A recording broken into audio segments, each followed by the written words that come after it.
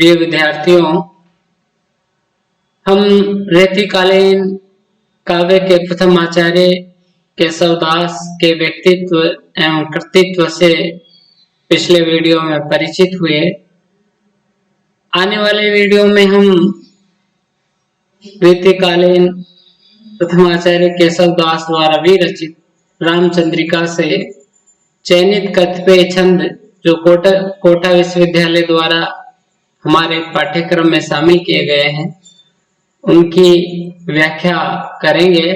और इसी क्रम में आज हम रामचंद्रिका से उद्धृत और हमारे पाठ्यक्रम में शामिल मंगलाचरण से संबंधित दो छंदों की व्याख्या करेंगे।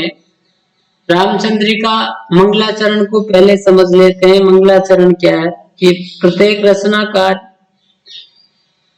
अपने ग्रंथ की रचना के आदि में ग्रंथ की निर्विघ्न समाप्ति हेतु, निर्विघ्न रचना हेतु अपने इष्ट देव का स्तवन करता है और काव्य में इसी को मंगलाचरण कहा जाता है। तो आचार्य केशवदास ने भी रामचंद्रिका के आदि में आदि पूज्य देव, प्रथम पूज्य देव गणेश की वंदना की है। इसके बाद वाणी की अधिष्ठात्री देवी माँ सरस्वती की वंदना की है और तीसरे छंद में उन्होंने अपने रामचंद्रिका के नायक जो राम है उनका स्तवन किया है। तो हमारे पाठ्यक्रम में रामचंद्रिका से उद्धृत जो प्रथम छंद है वो सरस्वती वंदना से संबंधित है। तो हम सरस्वती वंदना से संबंधित छंद की व्याख्या को जानेंगे, समझेंगे। मैं पहले छंद का वाचन करता हूँ और इसके बाद व्याख्या करने का प्रयास करूंगा। छंद कुछ इस प्रकार से है। बानी जग रानी की उदारता बखानी जाए, ऐसी मति कहो तो उदार कौन की भई। देवता प्रसिद्ध सिद्ध ऋषि राज तप वृद्ध, कही कही हारे सब कही न केहू नहीं। भाविभूत वर्तमान जगत बखानत है, केशवदास केहू न बखाने काहू पे कही। वर्णे पति चारि मुख पूत, वर्णे पांच मुख नाती, वर्णे सठ मुख तदपि नहीं। विश्वविद्यालय के प्रश्न पत्र में व्याख्या से संबंधित प्रश्न आते हैं और व्याख्या से संबंधित प्रश्नों को हल करते समय, उत्तर देते समय में उसका प्रसंग, व्याख्या और विशेष लिखना होता है। तो प्रसंग के अंतर्गत अपन लिख सकते हैं कि प्रस्तुत कवितांश या काव्यांश या छंद रीतिकालीन प्रथम आचार्य केशव दास द्वारा विरचित महाकाव्य रामचंद्रिका से उद्धृत है और इसमें केशव ने वाणी की अधिष्ठात्री माँ भारती की वंदना की है और उनकी महिमा उदारशीलता को अनिर्वचनीय बताया है। बानी, अब मैं व्याख्या करता हूँ। बानी का अर्थ, बानी जो है संस्कृत के वाणी शब्द का तद्भव रूप है। संस्कृत का वाणी तत्सम, उसका तद्भव हिंदी में बानी है। और वाणी शब्द के दो अर्थ है, एक वाणी यानी वाणी, बोली, भाषा, और वाणी का अर्थ है सरस्वती, भारती का पर्यायवाची भी। तो वाणी की अधिष्ठात्री देवी सरस्वती, जग रानी, जगत की रानी, जग रानी कहा गया है, वाणी की अधिष्ठात्री कहा गया है। सरस्वती को जगत की रानी, वाणी की अधिष्ठात्री देवी कहा गया है। जगत की रानी इस अर्थ में है कि वाणी ही जो है वो इस संसार में भावों की अभिव्यक्ति का मन है। वाणी, भाषा ही जो है वो मनुष्य को पशुओं से अलग करती है। अगर भाषा को मैं साहित्य और संगीत तक भी विस्तृत करूं तो भर्तृहरि ने कहा भी है कि साहित्य संगीत कला विहीन साक्षात पशु पुच्छ विषाणहीन। साहित्य, संगीत और कला से रहित मनुष्य जो है वो पूंछ और सींग से रहित पशु के समान है। अर्थात मनुष्य को पशु से अलग मनुष्यता की उच्च भूमि पर प्रतिष्ठित करने का कार्य साहित्य, कला और संगीत करते हैं। और इनकी अधिष्ठात्री देवी कौन है? सरस्वती। तो इसलिए वो संसार की पूज्य है, संसार की स्वामिनी है, संसार की रानी है। तो वाणी की अधिष्ठात्री, संसार की देवी रानी माँ भारती की उदारता यानी उदारशीलता, दानी स्वभाव वाली दानशीलता, उदारता का बखानी यानी वर्णन किया है। ऐसी मति यानी बुद्धि, कहो तो उदार यानी विस्तृत व्यापक, कौन की भई यानी किसकी हुई है। कि विद्या की देवी, वाणी की अधिष्ठात्री, संसार की देवी, संसार की रानी माँ भारती की उदारशीलता का वर्णन किया जाए। ऐसी मति, ऐसे विस्तृत और व्यापक बुद्धि कहो तो किसकी हुई है। अर्थात ऐसी बुद्धि युक्त कोई भी नहीं, किसी भी व्यक्ति की बुद्धि में इतना सामर्थ्य नहीं है, कोई भी व्यक्ति इतना समर्थ नहीं है कि वो वाणी की अधिष्ठात्री देवी माँ भारती की उदारता का वर्णन कर सके। देवता प्रसिद्ध सिद्ध ऋषि राज तप व्रत, माँ भारती की महिमा का वर्णन देवता, बृहस्पति आदि देवता, प्रसिद्ध सिद्ध में सिद्ध शब्द की आवृत्ति हो रही है। और ये सिद्ध शब्द की आवृत्ति होने से यहाँ पर यम सबंग यमक अलंकार है। प्रसिद्ध यानी ख्यात विख्यात, और सिद्ध यानी सिद्ध जिसको सिद्धियां प्राप्त है। तो सिद्धों में भी जो प्रसिद्ध है देवता, प्रसिद्ध सिद्ध, ऋषि राज, ऋषियों में भी जो राजा है, और तपव्रत बड़े बड़े तपस्वी। सरस्वती की महिमा का गान कई कह करके गा करके हारे यानी हार चुके हैं, थक चुके हैं। कहीं न केहू लय, कहीं यानी कह, न केहू कोई लय यानी सक। इन माँ भारती की महिमा का गान देवता, प्रसिद्ध सिद्ध, ऋषि मुनि व बड़े बड़े तपस्वी तपव्रत भी कर करके हार गए। माँ भारती की महिमा का गान कर करके हार गए हैं, परंतु कोई भी माँ भारती की, माँ सरस्वती की महिमा का पूर्ण वर्णन नहीं कर पाए, क्योंकि माँ भारती की जो महिमा है वह अनिर्वचनीय है, अपरंपार है। भावी भूत वर्तमान जगत बखानत है। भावी यानी आने वाला समय, भूत यानी जो बीता हुआ समय, और वर्तमान जो चल रहा है। जगत यानी संसार, बखानत यानी बखानते हैं जगत। अब संसार से यहाँ से, संसार के प्राणियों से, कवियों से है। केशवदास केहू न किसी से भी न यानी नहीं, बखानी काहू पे गई, काहू से गई। केशवदास कहते हैं कि अतीत में भी संसार के लोग, संसार कवि लोग माँ भारती की महिमा का वर्णन करते रहे हैं, वर्तमान में भी कर रहे हैं और भविष्य में भी करते रहेंगे, लेकिन कोई भी माँ भारती की महिमा का वर्णन नहीं कर पाया है। और माँ भारती की महिमा का वर्णन सांसारिक व्यक्ति क्यों नहीं कर पाए हैं, कवि क्यों नहीं कर पाए हैं, इसको अगली पंक्ति में वो स्पष्ट करते हैं केशवदास, और कहते हैं कि वर्णे पतिचारी माँ भारती की महिमा का ज्ञान इनके पति जो है ब्रह्मा जी, वो 4 मुखों से करते हैं। पोत वर्णे 5 मुख, पोत का अर्थ यहाँ पुत्र भी है और पवित्र भी है। शिव जी, इनके पुत्र जो शिव जी है, वो अपने 5 मुखों से सरस्वती की महिमा का वर्णन करते हैं।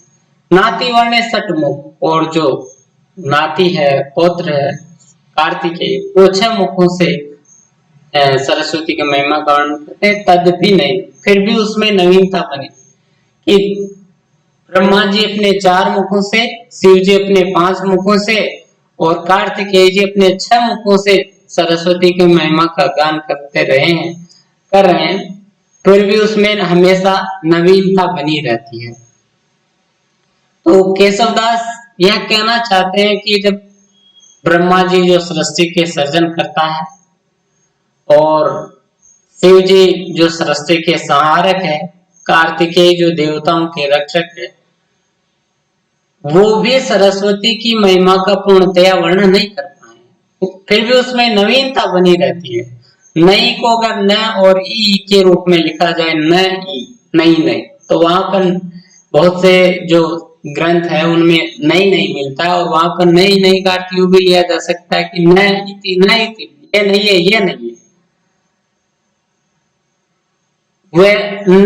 नहीं है, ये नहीं है कहकर के वो कहना चाहते हैं कि हम जो कह चुके हैं, हमने जो वर्णन किया है वो भी संपूर्ण नहीं है, ये भी पूर्ण नहीं है। तो जब सृष्टि के सृजनकर्ता, संहारक और देवताओं के रक्षक भी जिसके जिसकी महिमा का वर्णन नहीं कर पाए, तो मैं तुच्छ प्राणी माँ भारती की महिमा का वर्णन करने में पूर्णतया असमर्थ हूँ। इसलिए मैं माँ भारती को प्रणाम करता हूँ कि वो मुझ पर अपनी दानशीलता के स्वभाववश दया करके मुझे वाणी की प्रदान करें, सद्बुद्धि प्रदान करें, ताकि मैं इस ग्रंथ की निर्विघ्न समाप्ति कर सकूं। मैं माँ भारती को प्रणाम करता हूँ। तो इसमें जो है सरस्वती की महिमा का स्तवन किया गया है, सरस्वती का स्तवन किया गया और उनकी महिमा को अनिर्वचनीय बताया है। ये जो मंगलाचरण है उसका एक भेद है नमस्कारात्मक मंगलाचरण। इसमें केशवदास माँ भारती को नमन करते हैं। केशवदास की विनम्रता और हम शून्यता भी यहाँ पर अभिव्यक्त हुई है कि वो अपने आप में को असमर्थ व्यक्त करते हैं। शिल्प पक्ष की अगर अपन बात करें तो इसकी भाषा जो है वो ब्रज है। छंद जो है कवित छंद है, 4 चरण है और प्रत्येक चरण में 16-15 पर यति कुल 31 वर्ण होते हैं। रीति और गुण की चर्चा करें तो पांचाली रीति प्रसाद गुण है। रस चूंकि मंगलाचरण है तो भक्ति रस। और अलंकारों की बात करें तो प्रसिद्ध सिद्ध में जो है यमक, सबंग यमक अलंकार है, अनुप्रास है ही। और इसके अतिरिक्त नई नई में जो है पुनरुक्ति प्रकाश अलंकार है और कई कई में पिप्सा अलंकार। अब अगला जो छंद है वो राम स्तुति से संबंधित है। यह भी मंगलाचरणात्मक कवित है। तो छंद का वाचन, पुराण पुराण अरूप पुरुष पुराण परिपूर्ण, बतावे न बतावे और मुक्ति को, दर्शन देत जिन्हें दर्शन समुझे न, नेति नैति कहे वेद छाड़ियान मुक्ति को, जानिए के सुदास अनुदिन राम राम रटत रहत, न डरत पुनरुक्ति को, रूप देहि अणिमाय गुण देहि गरिमाय, भक्ति देहि महिमाय नाम देहि मुक्ति को। इसमें केशवदास ने अपने काव्य नायक, चरित नायक राम की स्तुति की है और उनको पूर्ण ब्रह्म बताया है और उनके स्वरूप को अनिर्वचनीय बताया। केशवदास कहते हैं कि पूर्ण पुराण, पूर्ण यानी संपूर्ण, संपूर्ण पुराण, 18 पुराणों की बात अपने धर्म ग्रंथ में कही है। तो 18 पुराण माने गए हैं, वायु पुराण, स्कंद पुराण, विष्णु पुराण, गरुड़ पुराण, इस तरह से।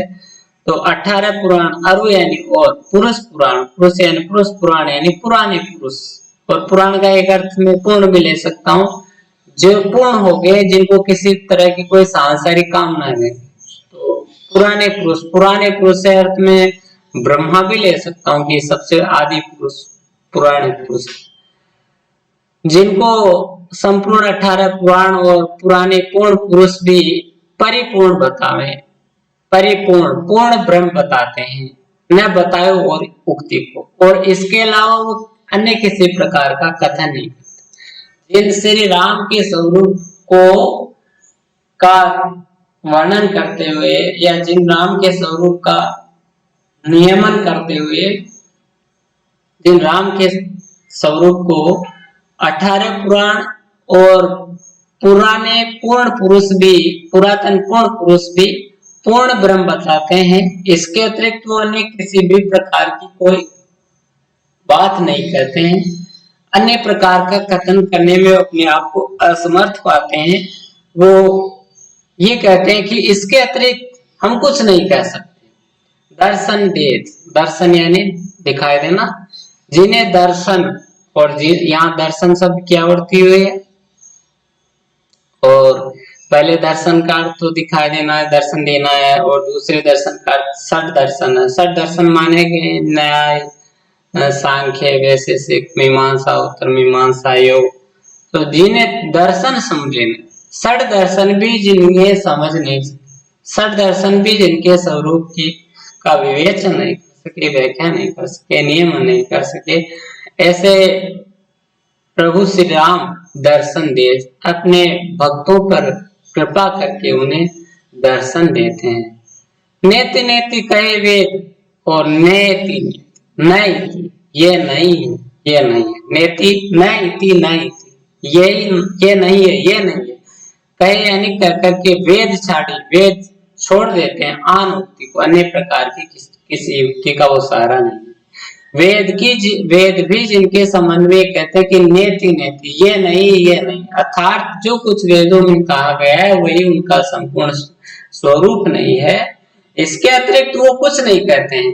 ये पूर्ण रूप नहीं है, ये भी इनका पूर्ण स्वरूप नहीं है। वेद भी जिनके स्वरूप की का संपूर्ण स्वरूप का वर्णन करने में, स्वरूप संपूर्ण की व्याख्या करने में अपने आप को असमर्थ है, असमर्थ है। ऐसे जो प्रभु श्री राम है, वो अपने भक्तों पर दया करके भक्त वत्सलता को प्रदर्शित करते हुए भक्तों को दर्शन देते हैं। तो यहाँ राम के दोनों स्वरूपों की बात हुई है। एक तो अलौकिक स्वरूप और एक दूसरा है उनका लौकिक अवतारी स्वरूप।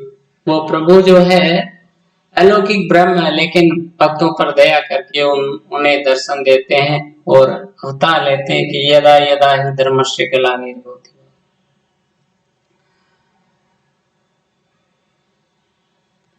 तुलसीदास ने भी लिखा है कि जब जब होए धर्म ज्ञानी, पाड़े असुर अधम अभिमानी, तब तब प्रभु धरि मनुज शरीरा, हरे कृपा निधि सज्जन पीरा। जानिए केशवदास इस बात को जान करके कि प्रभु श्री राम अपने भक्तों को दर्शन देते हैं, भक्त वत्सल है, अनुदिन यानी प्रत्येक दिन राम राम यानी राम नाम रटते रहते हैं, न डरत पुनरुक्ति। पुनरुक्ति एक दोष है, काव्य में किसी शब्द की बार बार आवृत्ति होती है तो उसको एक दोष माना जाता है, पुनरुक्ति दोष। केशवदास कहते हैं कि राम के इस भक्त वत्सल गुण को जान करके मैं हर समय प्रतिदिन हर पल राम राम रटता रहता हूँ, राम नाम का स्मरण करता रहता हूँ, और पुनरुक्ति के दोष का भी मुझे भय नहीं, पुनरुक्ति के दोष से भी मैं नहीं डरता हूँ। क्योंकि केशवदास इस बात को जानते हैं कि राम के स्मरण से सारे जो दोष है वो क्षम्य है। और इसी बात को आगे बताते हुए कहते हैं कि रूप दे अणिमा, प्रभु श्री राम के रूप का स्तवन, राम के स्वरूप का चिंतन अणिमा सिद्धि को प्रदान करने वाला। सिद्धियां 8 मानी गई है, अणिमा, गरिमा, लघिमा, महिमा, प्राप्ति, प्राकाम्य, सत्व, वशिष्ठ, गुण दे गरिमा, और जिनके गुणों का कीर्तन गरिमा को प्रदान करने वाला गरिमा सिद्धि प्रदाता। भक्ति दे महिमा, और जिनकी भक्ति महिमा सिद्धि प्रदान करने वाले। नाम दे मुक्ति, और जिनके नाम का स्मरण जो है वो मुक्ति का प्रदाता है। तो केशव दास जो है इस बात को जान करके रात दिन राम नाम का स्मरण करते रहते हैं।